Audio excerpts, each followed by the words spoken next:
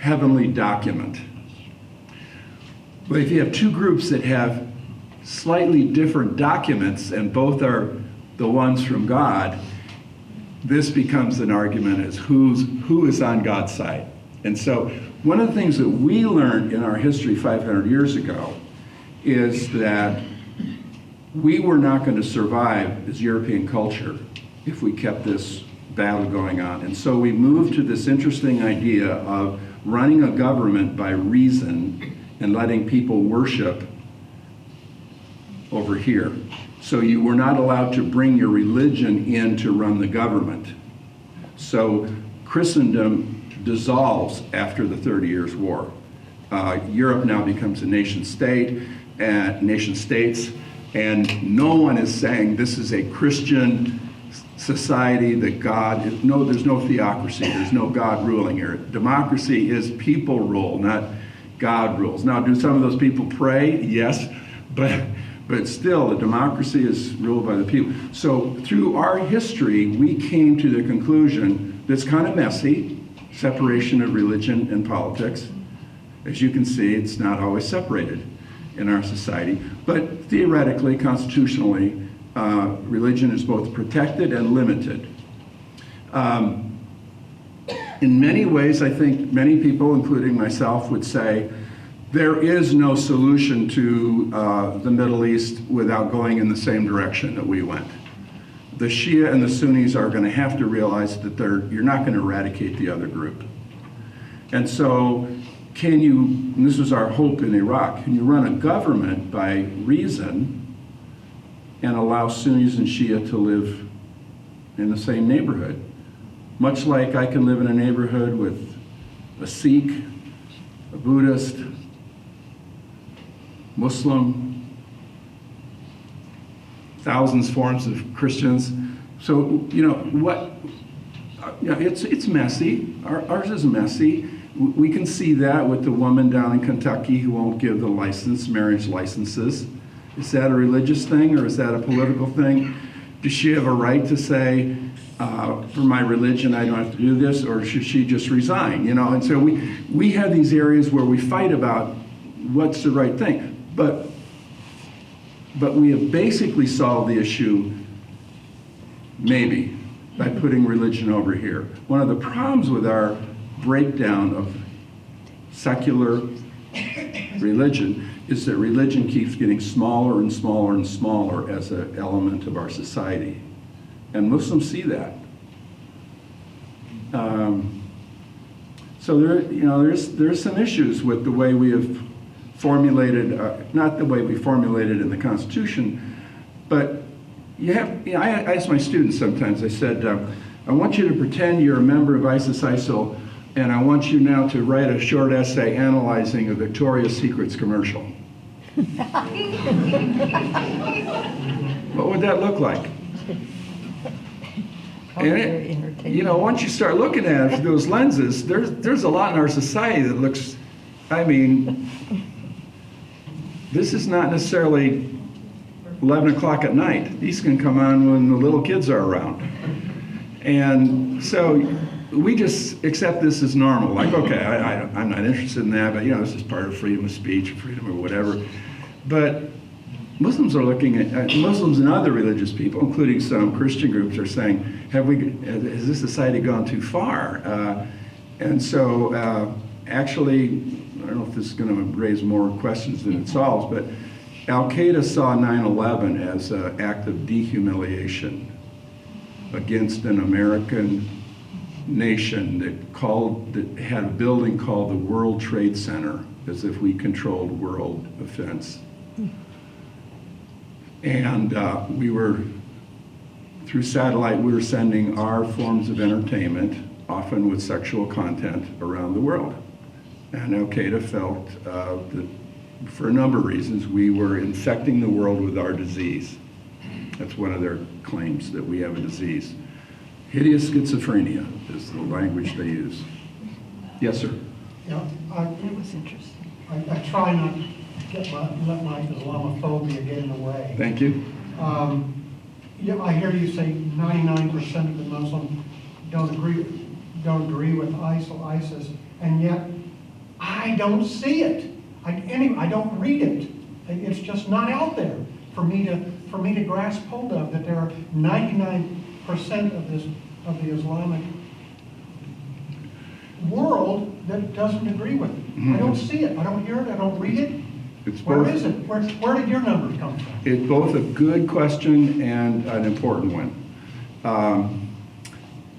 I was watching a television program in which I saw members of the Somali community in Minneapolis, St. Paul, on a program with the police force of St. Paul, Minnesota, on programs that they were doing to engage their youth and to confront extremism as a false view. It was a very exciting program. I was really impressed. I thought, this is reputable all over the country. So I went to my class the next day and I said, I saw this wonderful program. I said, can you guess what channel I saw it on? And I actually had a student who had the nerve to say Fox News. I should have flunked that student right there. I said, no. CNN? No. They said all the major networks. And I said, I saw it on C-SPAN. And they went, what's that? Well, C-SPAN's kind of a boring channel. It has no commercials. It just covers governmental things. Why wasn't that on CNN? Why wasn't that on NBC? One of the problems we have in this country that's hardly mentioned is that the journalists in our country are not trained to understand religion. Most journalists covering world events view world events economically and politically. Religion is not a lens through which they can understand the world. So take a journalist who has no background in Islam, and they find a story in which some radical group is quoting a passage from the Quran. They then go to the Quran. They look up that passage, and sure enough, it's full of violence. And they go, okay. But taking it out of context, not asking what an Islamic interpretation of that would be, we are at the mercy of journalists who do not understand religion. And that's a crisis, because the media controls what stories we see. I have a good friend in Indianapolis, an imam, and I asked him this question. I said, do you ever get tired? I said, you know, when Oklahoma City happened, and we heard that Timothy McVeigh was a member of a right-wing Christian group, white supremacist group, no ministers or priests had to come on television and give an apology for Christianity. I said, do you ever get tired? Because when these things happen, he is asked by the media to make a statement in which he has to say, this is a distortion of Islam. Same thing happens to the group in Plainfield at the Islamic Center. They're constantly asked, and they constantly put out statements. And he looked at me and he said, there's a woman in my community, an old woman, and I love this way she expressed it. She said, why, when someone I don't know, and this is her phrase, I don't know from a can of paint, uses my religion to do something crazy, why I have to explain something? And that was the imam's way of saying, we get tired of having to defend Islam every time something happens, as if Americans don't know enough about Islam so that we think, well, I don't know, man. I got a colleague who works a Muslim. I don't know whether I can be in the same dining room with him now. What's it, he's got a bomb under his vest or whatever.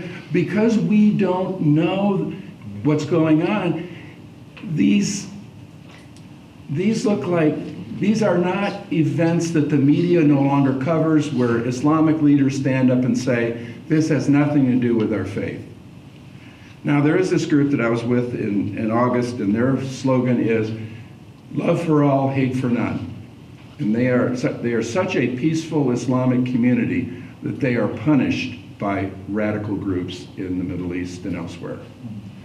Because they've had this particular interpretation of the faith for over 100 years. They believe that the whole message of Islam is to build human society. It never uses violence. So that's the terrifying thing for me is that there's a couple million of these people in this group, and yet most Americans have never heard of them. The Ahmadiyya community. Ahmadiyya Muslim community. Love for all, hatred for none. Programs all over the place around the world to build peace. You may know that on 9/11, there's a blood drive by Muslims. Every 9/11, a blood drive put on by Muslims as a response to 9/11. That's the Ahmadiyya community.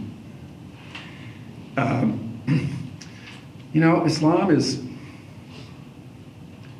Karen Armstrong is a really important person to read. She's written a short history of Islam. She's also the person who started the Charter of Compassion and did a lot. Louisville became a city of compassion a couple of years ago. Indianapolis is looking at it. I think Columbus is actually looking at it, from what I understand, too. Karen Armstrong believes that Islam in 50 years, I can't remember the time frame, is going to be morphing dramatically into more of a modern presentation because so many Muslims are living in the West. Now, the difficulty is if Muslims living in the West are harassed and are segregated and ghettoized, they will not mature. They will just survive and hold under their traditions. But if you look around the world where Muslims are, the role of women in Islam is morphing. And that's really upsetting to Al-Qaeda and ISIL because they have a very, and Saudi Arabia as well. But the truth is that it's not just Westerners. Women like to have their own lives, jobs, careers, rights, and that's hard to take away when people have enjoyed those kind of freedoms. So I think there's more responses from those community, and then there's fatigue on their part that I got to apologize every time. But it's really a good question. Yes, ma'am. Kind of a related question. A couple of people have said to me that they're afraid that the refugees who are coming out of those countries now, and we, I think, are already accepting some, they think they're going to be radicals and it's going to be terrible. And I don't believe that, but I never know quite how to answer them. Do you think they're any more likely to be radical than the Muslims who are already here? Could there be people who would go into a crowd that's migrating from one area of the world to another with ulterior motives of doing violence? Probably there are going to be some. But the fear of that means that we don't see the humanity of these people. And it takes a photo of a child who's drowned for us to go, whoa.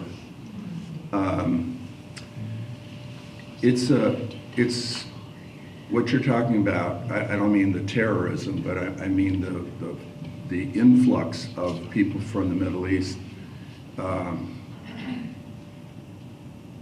It's going to have a major effect because the Muslim population of Europe is going to go really high. I mean, Scandinavia, where my ancestors are from, the percentage of people that go to church in Scandinavia is very, very low. They get christened, they get married, they get buried. That's the 3 times all Scandinavians will be in church. Well, Muslims are going to be, Scandinavia is a very popular destination for these refugees because they know that there's a great social network of helping out, and that there's job opportunities and things like that. So all of a sudden Scandinavia is going to have a religious community that's Muslim. There is a statement that in England there are more Muslims that worship than there are Christians in England that worship. So this is going to be interesting because Europe has gone into what Pope Benedict would have called a post-Christian culture. And these people are religious. And if you're a Christian, you might ask, well, I wonder what God's doing here. You know, if you believe that God works within history, it's like, I got a couple stories about that, but we're not going to that. Yes, ma'am. I just want to react to that and say, I remember when the Vietnamese came in masses to the United States, and there were people then who said, well, are the Viet Cong coming in Thank you. to be, sub-rosa dead men? We have Vietnamese living in this community who've lived here peacefully for years and Right. years now. Fear of the other. Yeah, fear of the other. There was a tremendous fear when the Cuban boat people came. And one of the fears was it was going to devastate the economy of Miami. And actually, the first year they were here, the economy improved 7%. There's a whole theory that actually immigration leads to more jobs being created because we got to serve these people. And so there's this whole new economic theory that immigration is they're stealing our jobs is a ruse. Yes, sir. Do you see this leading to Armageddon? Do I see it leading to Armageddon?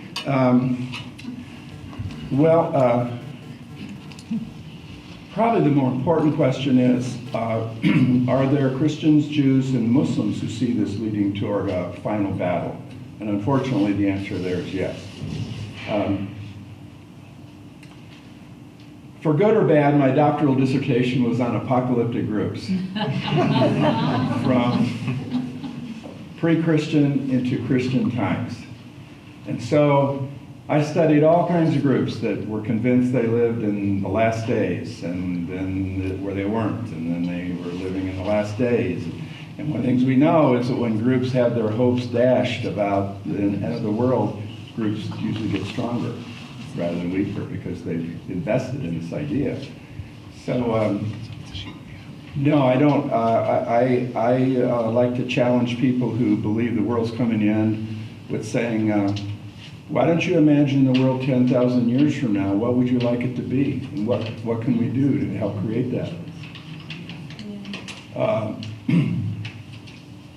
No, I don't believe in that. I unfortunately then will like the story of the South Korean pastor who told his congregation that on this Saturday Jesus was going to come back, and if they really had faith, they would quit their jobs and sell their homes. So they did. And he had the nerve the following Sunday to stand up in the pulpit. They charged the pulpit and beat him up. And I thought, yeah, good for you guys. Good for you. One of the most frightening things that happened to me in this regard was I was with a friend whose son is in the State Department. And the more I talked to his son, the significant, who'd been in Turkey and other places in the Middle East, is that he did have a sense that we were in apocalyptic times. I wasn't frightened because I thought he was right. I was frightened that somebody in the State Department was thinking this and was maybe giving advice around the idea that this is the final battle. Much like when President Reagan was in office, he was asking people like Hal Lindsey and those kind of guys what might be happening. I think it's really dangerous. A friend of mine put it this way: once you believe the world is coming to an end in your time period, all rules are off. Groups do some really crazy, bad stuff, thinking that they're part of God's plan at the end of the world. So I think it's dangerous to hold on to, and when I was in college, I was in Campus Crusade for Christ, and that was a very apocalyptic-oriented group, let me tell you. I heard Hal Lindsey speak one time in California, and I thought, the Lord's coming back before I go home. He's coming back this week. And then I realized that Hal Lindsey was buying California real estate with all the profits off his book. And I thought, okay, so yeah, you can make a lot of money believing that you have the game plan of what God is doing, and these are the last days. I will say this: Groups that believe the world is coming to an end are partially right, because the world of their values and what they believe in is coming to an end, and that's what they sense. So back in the 60s, when the youth culture was going kind of bonkers in this country, white Protestant Christians were buying Hal Lindsey's book because they didn't understand the Vietnam War was going sour. Their kids were rebelling, hippie movement. And Hal Lindsey made a ton of money off his prediction that this was all part of the end plan, and it was all over in a couple of days, weeks, years. At the same time, in Christian communities in Africa that were growing dramatically, they had no interest in apocalyptic thinking because the future was bright. The church was growing. So when a person is committed to the idea the world's coming to an end, I sort of say, I bet your world is. I bet the world that you make sense to you is going away, and that's very terrifying. And so you're imagining that the whole game is over rather than this phase of history. Yes, sir? I got a real stupid question. No, there's no stupid questions. No stupid question. We give the Jews Israel, why don't we just don't give the state, negotiate with them and give the laws to the state, I mean, that's my stupid question. It's not stupid. It's just that I talked last night at a church in India and I got in a lot of trouble for my answer. So I had some people call me an anti-Semite last night. I don't want to, I believe that Israel has a right to exist. It's really thorny. I believe I stand probably with the Pope and the previous popes, and I stand with Jimmy Carter in believing that the Palestinian people have a right to a nation. That's becoming more difficult each year because Israeli settlements are being built and moving into Palestinian. If you look at the map now where Palestinians live in the West Bank, in Gaza, in Israel, it's like islands. You can't create a nation state out of these pockets. I mean, they can't even travel from one area to another. People in the West Bank have never been to Gaza and vice versa. They're not allowed to. So, and Israel has a problem. That is, when the Soviet Union fell apart, a lot of Russian Jews came down into Israel, very conservative Likud party folks. They put non-peace oriented groups, parties into office. They have a very conservative belief that Israel has a right to occupy the biblical lands of Israel in the past. And if you ask them what about the Palestinians, some groups that are devoted to Rabbi Kahane, who was killed in the United States by an Arab terrorist. Before he died, he was an American rabbi who moved to Israel and actually was elected to their Knesset. And Rabbi Kahane said, Arabs have a choice. They either leave or they die. Well, when you have politicians who are elected on that idea, it's really hard to imagine Israel giving back that which was the United Nations and its resolution has mandated that they give back. Every year there's less land for the Palestinians. I'm cynical to think that the overall goal is that someday we're going to wake up and there's no land left for the Palestinians and it won't be an issue anymore. Because if you ask right-wing Israelis, they'll say they already have a land, it's called Jordan. So they're not inclined to cooperate. Yes, sir. I was just wondering, I know this isn't necessarily about ISIS, but up on one of your slides you had something about Russia and Chechnya backing some faction or something. So my question is, one, what is Chechnya? And two, what is Russia's stake in this whole volatile Middle Eastern situation? Because they've started bombing ISIS targets recently in the news, and that's... So Russia has a problem that in their southern areas, there's a lot of Muslims in some of those that would have been provinces in the Soviet period. Now it's Russia. So you have So Russia and Chechnya is a real problem. So Chechnya was actually a staging ground for a lot of fighters that were in Chechnya who were not Chechnyan. They were from Afghanistan, they were from all over the Middle East, and they're all Sunni, the fighters. So Russia wants to control Chechnya for all kinds of reasons, including resources, and so they've been very bloody. And as you know, the Chechnyans have been very bloody too. They've detonated, remember that theater that they blew up and all those kids were killed. So the way Russia looks at it, these are Sunnis. Well, who's fighting the Sunnis? The Shia. Iran is my friend, Assad is my friend, Hezbollah is my friend, Houthis are my friend. So Russia now is, and whether we like it or not, Putin sees Obama as weak. That's just the truth. I mean, for me, that's just the truth. I'm not saying Obama is weak, I'm saying Putin treats him as if he's weak.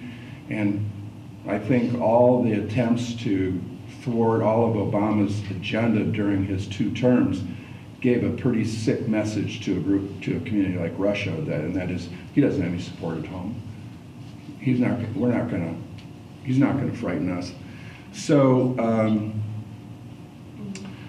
so Russia, without consulting anybody, begins, other than Assad, begins to bomb in Syria and Iraq, and it kills some of the people that we think are sort of pro-democracy, perhaps, or at least amenable.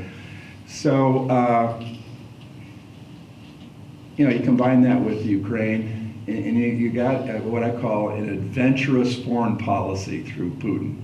And so scholars about Russia are saying that Putin is doing this to bring the spotlight on these areas because domestic economic realities in Russia are not good.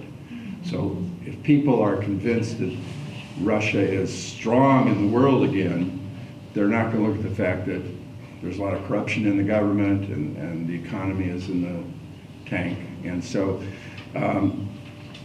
so the long answer is Russia has seen Assad as a person to keep in power so that Muslims living in the southern part of Russia will understand that Russia is going to maintain stability and not participate in the Arab Spring.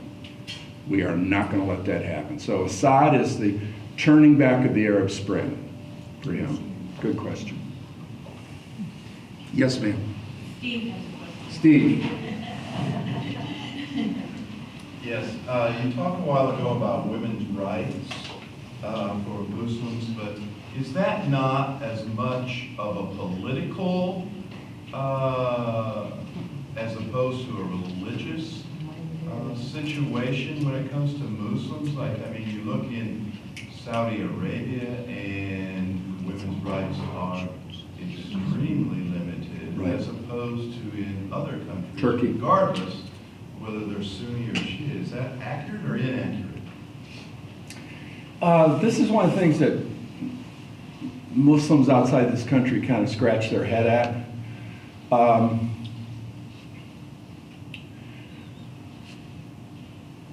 There is no area of life that is not connected to Islam.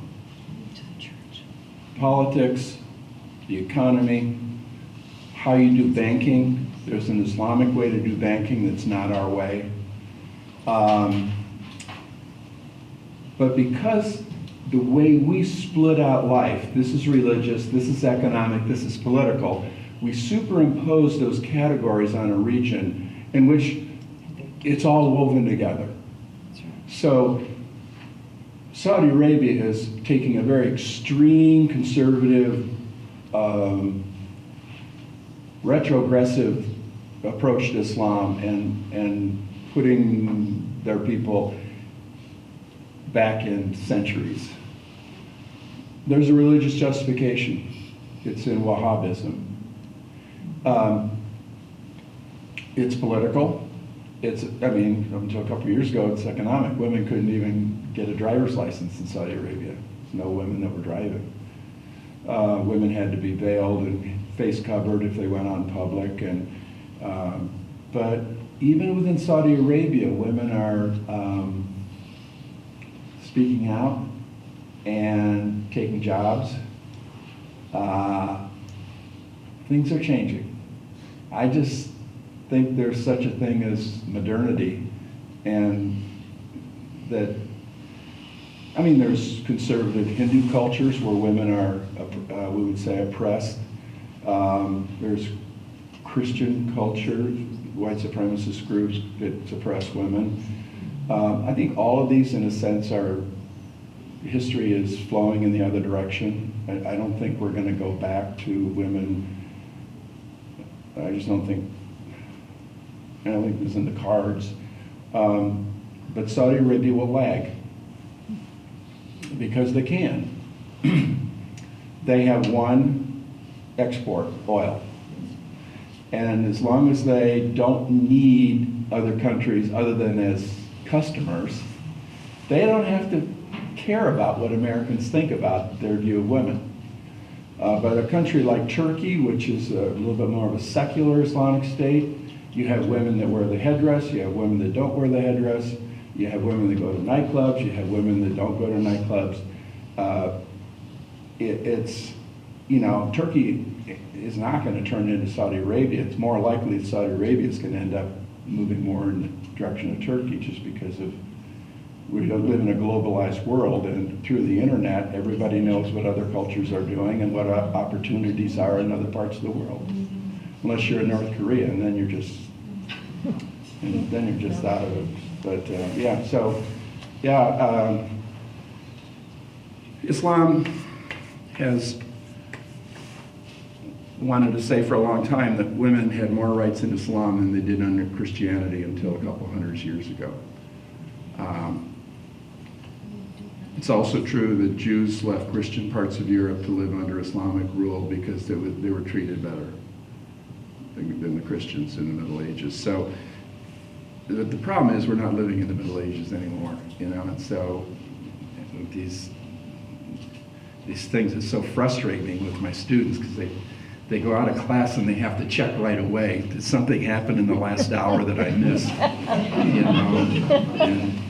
And I look on these kittens cavorting, and I'm going, really?